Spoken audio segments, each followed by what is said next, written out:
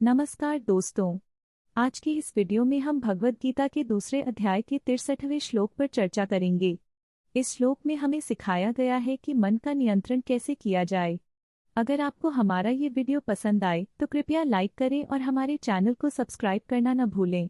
चलिए बिना किसी देरी के आज के इस महत्वपूर्ण श्लोक का अध्ययन करते हैं। दृष्ट्वा तु पांडवानीकं व्यूढं दुर्योधनस्तदा। जिस समय मनुष्य अपने मन को वश में कर लेता है तब वह ज्ञान को प्राप्त करता है।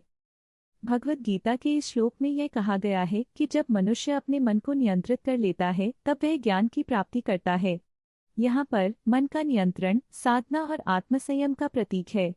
जब हम अपने मन की इच्छाओं और आवेगों को वश में कर लेते हैं तब हम अपनी आत्मा और अपने उद्देश्य के प्रति जागरूक होते हैं। यह श्लोक हमें सिखाता है कि मानसिक शांति से ही हम सही निर्णय ले सकते हैं। एक बार की बात है, एक छोटे से गांव में एक युवा किसान रामू रहता था। वह मेहनती और ईमानदार था, लेकिन उसका मन हमेशा विचलित रहता था।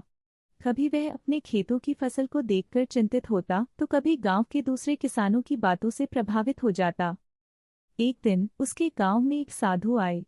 सभी गांव वाले उनकी यात्रा के बारे में सुनने के लिए इकट्ठा हुए। साधु ने कहा, मन को वश में करना सबसे कठिन है, लेकिन यही सबसे महत्वपूर्ण है। रामू ने सोचा, कैसे करूं मैं अपने मन को नियंत्रित। उसने साधु से पूछा, मुझे तो हमेशा चिंता रहती है, मैं क्या करूं? साधु ने मुस्कुराते हुए कहा, जब तुम चिंता करोगे तब अपने मन को शांत करने का प्रयास करो। ध्यान लगाओ और अपने भीतर की शांति को खोजो। उस रात रामू ने साधु के कहे अनुसार ध्यान करने का निर्णय लिया। उसने अपनी आंखें बंद की और गहरी सांस ली। धीरे धीरे उसके मन की हलचल कम होने लगी। उसने महसूस किया कि जब वह चिंताओं से मुक्त होता है तब वह अधिक स्पष्टता से सोच पाता है। कुछ समय बाद रामू ने अपने खेतों की बेहतर देखभाल की। उसने न केवल अपनी फसल को बढ़ाया बल्कि गांव के अन्य किसानों को भी सिखाया कि कैसे अपने मन को नियंत्रित किया जाए।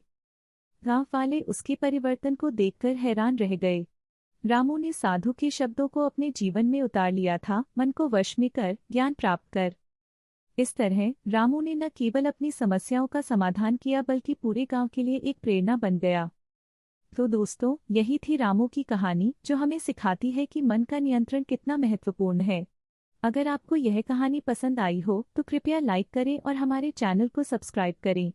ऐसे और भी ज्ञानवर्धक वीडियो के लिए जुड़े रहें।